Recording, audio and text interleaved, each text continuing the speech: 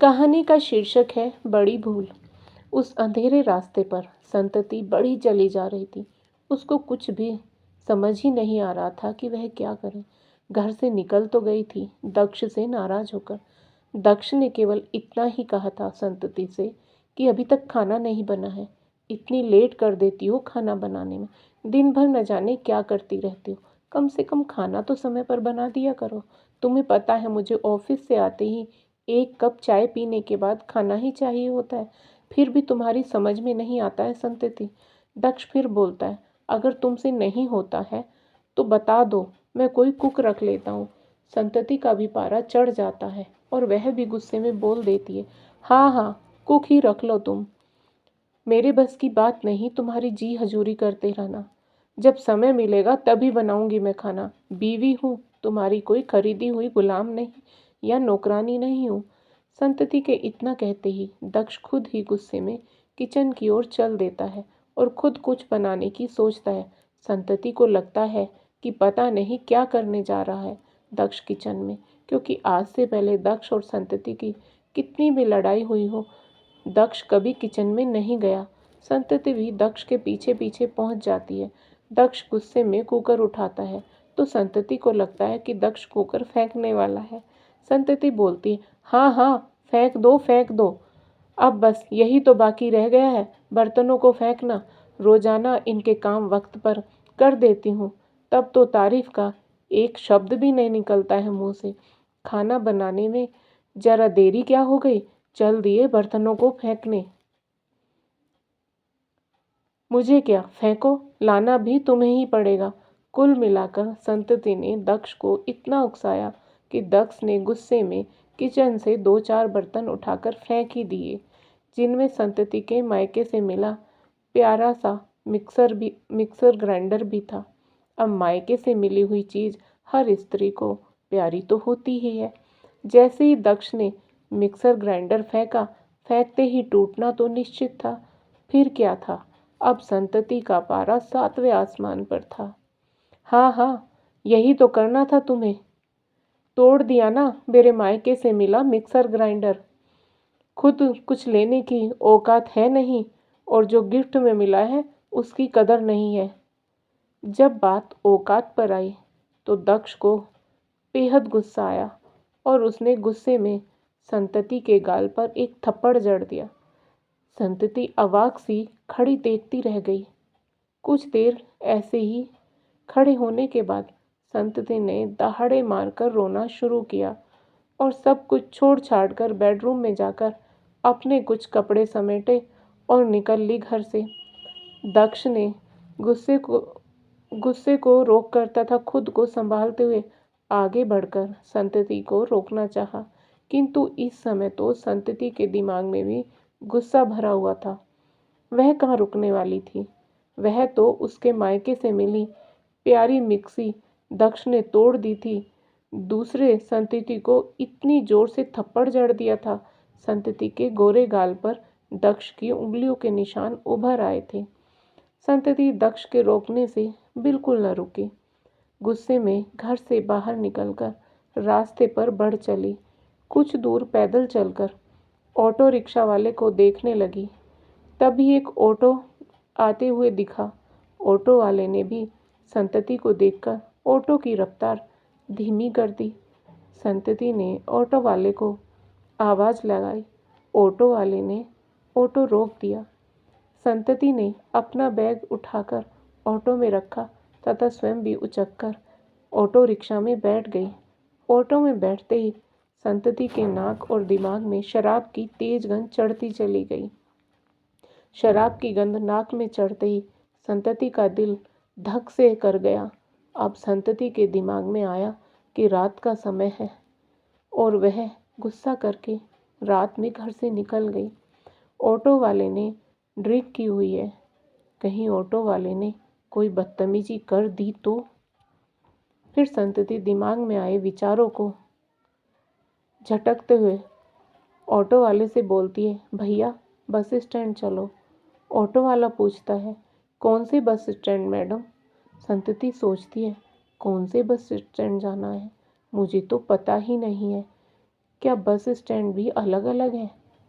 फिर ऑटो वाले को बोलती है, कौन से बस स्टैंड का मतलब क्या है भैया आपका?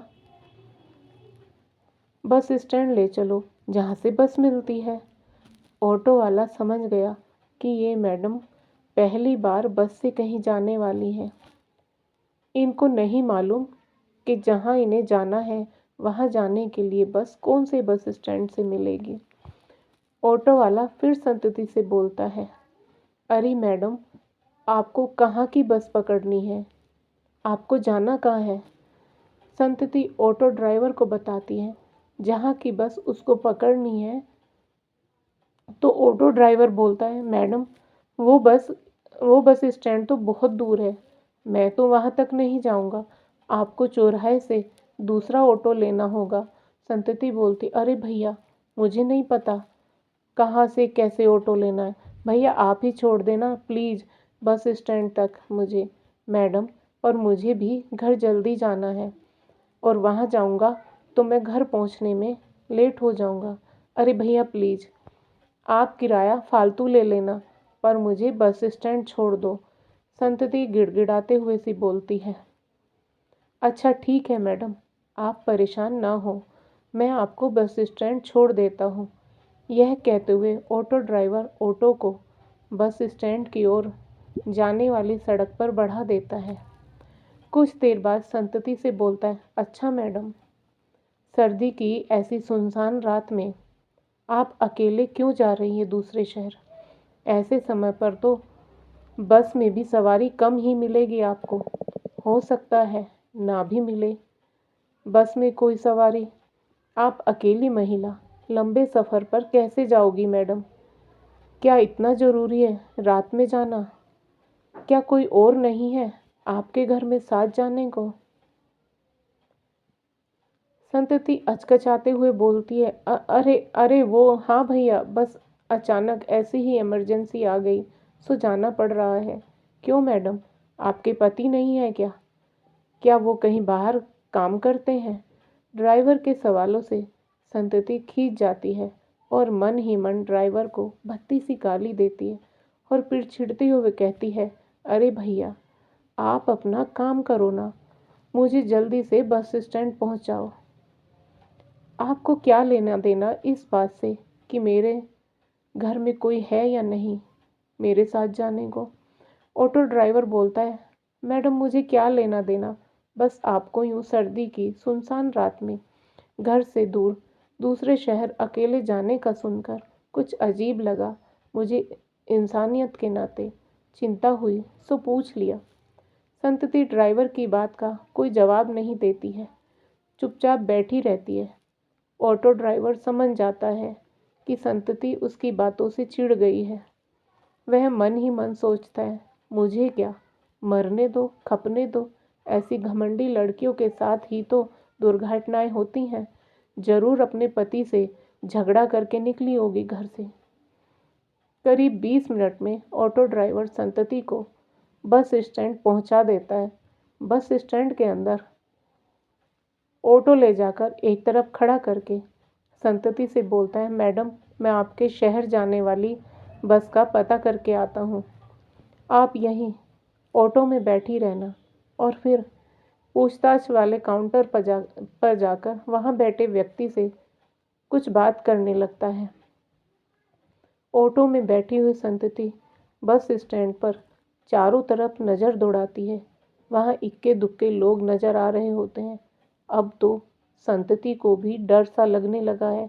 फिर सोचती है कि क्या डर है, मेरा मोबाइल है मेरे पास, उसमें ऐप डाउनलोड कर लेती हूँ। यह सोचते हुए संतति अपने हैंड बैग की जिप खोलकर बैग की पॉकेट से मोबाइल निकालना चाहती है, लेकिन यह क्या, बैग में तो मोबाइल है ही नहीं। तो क्या मैं मोबाइल नहीं लाई, घर पर ही भूल आई क्या? संतति अभी सोच ही रही होती है कि तभी एक बस स्टैंड के अंदर आती है। इतने में ऑटो का ड्राइवर भी आ जाता है और संतति से बोलता है, मैडम, ये देखो, आपके शहर जाने वाली बस आ गई है, मैं आपका बैग बस में रख देता हूँ। संतति कुछ समझ ही नहीं पाती और यंत्र चलित सी उठकर ऑटो ड्राइवर के पीछे पीछे बस की ओर चल देती है। बस ड्राइवर बस में चढ़कर संतति का बैग ऊपर रख देता है। संतति को ध्यान में आता है कि ऑटो ड्राइवर का किराया देना है। वह अपने हैंड बैग से पैसे निकालकर उसको दे देती है। बस तो खाली ही नजर आ रही है। ऑटो ड्राइवर चिंता वाली नज़र से संतति की ओर देखता है और फिर बस ड्राइवर को यह बोलता हुआ कि भाई भाई लोगों, मैडम का ख्याल रखना, और बस से नीचे उतरने लगता है। बस का कंडक्टर ऑटो ड्राइवर की ओर देखकर हाँ में गर्दन हिलाता है, फिर संतति की ओर देखकर दांत दिखा देता है। ऑटो ड्राइवर बस से उतरकर अपना ऑटो लेकर वहां से चला जाता है। कुछ देर बस खड़ी रहती है सवारी के इंतजार में, लेकिन कोई सवारी नहीं आती है। संतति का दिल धक धक कर रहा है खाली बस को देखकर। अब उसको लग रहा है कि उसने कितनी बड़ी गलती कर दी, गुस्से में यूं रात में घर से निकलकर। तभी बस का ड्राइवर आंख से कंडक्टर को कुछ इशारा करता है। ड्राइवर का इशारा करते ही कंडक्टर किसी को फ़ोन करता है। इतने में बस ड्राइवर बस को स्टार्ट कर देता है तथा बस बढ़ चलती है सर्दी की रात में सुनसान सड़क पर। संतति को अब बेहद डर लग रहा होता है। इतनी सर्दी में भी संतति डर के कारण पसीने से भीग चुकी है। बस अब रोड पर है और स्पीड पकड़ती जा रही है। साथ ही संतति के दिल की धड़कन भी स्पीड पकड़ रही है। करीब 8-10 किलोमीटर रास्ता तय हो जाता है। शहर काफ़ी पीछे छूट जाता है और बस होती है अब एक सुनसान सड़क पर। शायद जंगल पड़ता है। सड़क के दोनों ओर तभी बस रुकती है। बस में एक व्यक्ति चढ़ता है। बस का कंडक्टर उस व्यक्ति का नाम लेकर बोलता है, आजा भाई आजा जगन, बैठ जा। बस में चढ़े उस जगन नाम के व्यक्ति को देखकर संतति की घबराहट और बढ़ गई है। इतनी बड़ी बस में 3 पुरुष और अकेली स्त्री संतति, सुनसान रास्ता, सर्दी की अंधेरी रात, डर तो लाजमी था। बस आगे बढ़ती जा रही है सड़क पर। तभी वह जगन नाम का व्यक्ति संतति के बराबर में आकर बैठ जाता है तथा संतति को बोलता है, मैडम, इतनी रात में अकेले कहाँ जा रही हो? डर नहीं लगता आपको? संतति कुछ नहीं बोलती है। वह व्यक्ति फिर बोलता है, अरे मैडम, मैं आपसे पूछ रहा हूँ। डर के मारे फंसी फंसी सी आवाज़ में संतति बोलती है, आपको क्या लेना देना इस बात से कि मैं अकेली जा रही हूँ? संतति के बोलते ही वह व्यक्ति ही करके हंसते हुए बोलता है, अरे मैडम, आप तो डर रही हैं, आपकी आवाज़ कांप रही है। संतति बोलती है, चुप रहो तुम और उठो यहाँ से, कहीं और जाकर बैठो।